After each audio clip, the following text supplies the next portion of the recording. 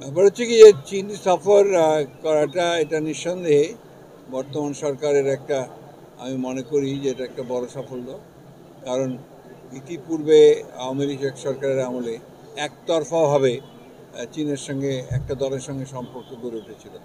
কিন্তু এই সরকারের পরিবর্তনের সঙ্গে সঙ্গে চীন তার যে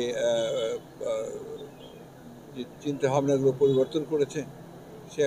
চীন এখন প্রায় সবগুলো রাজনৈতিক দলের সঙ্গেই কথাবার্তা বলছে। আর বিশেষ করে প্রধান উপদেষ্টা তো সরকার প্রধান মানে হচ্ছে বাংলাদেশের প্রতিনিধিত্ব তিনিই করেন।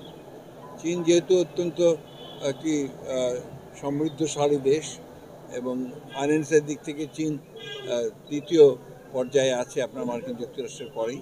এবং বাংলাদেশের চীনের যে বিনিয়োগ সেটাও অনেক অনেক বেশি, এবং চীন কমিটও করেছে যে তারা আগামী দিনগুলোতে এই উৎপাদনে এবং উন্নয়নে তারা বিনিয়োগ করবে। এখন তো আপনার এই নতুন যে অন্তর্বর্তীকালীন সরকার, তারা তো জনগণের আমাদের সমর্থন নিয়েই তারা এসেছেন এবং একটা অভ্যুত্থান, ছাত্র জনতার অভ্যুত্থানের মধ্য দিয়ে এই সরকার এসেছে। তারা দেশের কিছু রাষ্ট্র ব্যবস্থার পরিবর্তনের জন্য কিছু সংস্কার কর্মসূচির সামনে নিয়ে এসেছে, সংস্কার কমিশন তৈরি করেছে। সেই সংস্কারের প্রস্তাবগুলো আমরা সমস্ত যথাযথভাবে আমরা সেটা পর্যালোচনা করেছি, পর্যবেক্ষণ করেছি, পরীক্ষা করেছি এবং আমরা আমাদের দলের পক্ষ থেকে আমাদের যে মতামত সেটা আমরা সংস্কার কমিশনগুলোকে দিয়ে দিয়েছি এবং এটা নিয়ে তারা আগামী দিনে আবার আমাদের সঙ্গে বসবেন, অন্যান্য রাজনৈতিক দলগুলোর সঙ্গেও তারা বসবেন। তো 6টা কমিশন হয়েছে, এই 6টা কমিশনে আমরা আমাদের মতামত দিয়েছি।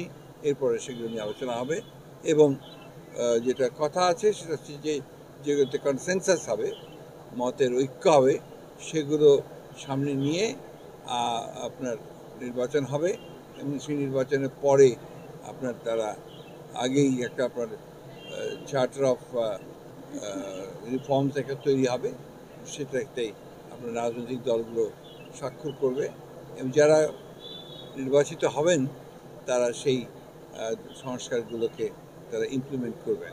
এই হচ্ছে মোটামুটিভাবে বর্তমানে রাজনৈতিক একটা বোঝাপড়া। আমরা তো রাজনৈতিক কর্মসূচি হবে আমরা এখনো তো রাজনৈতিক কর্মসূচিদের ঈদও হয়েছে। পুরো আপনার ইফতারে আমাদের একেবারে ওয়ার্ড পর্যায়ে আমাদের আপনার ইফতার করেছি আমরা কর্মসূচি। সংস্কার নির্বাচন তো আলাদা জিনিস না।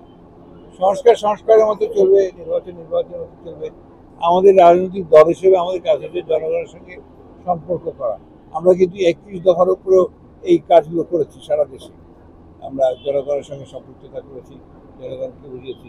আবার একই সঙ্গে আমরা ইফতার কর্মসূচি করেছি আমাদের দলকে সুসংহত করবার জন্য। এর সঙ্গে সেটা নির্বাচন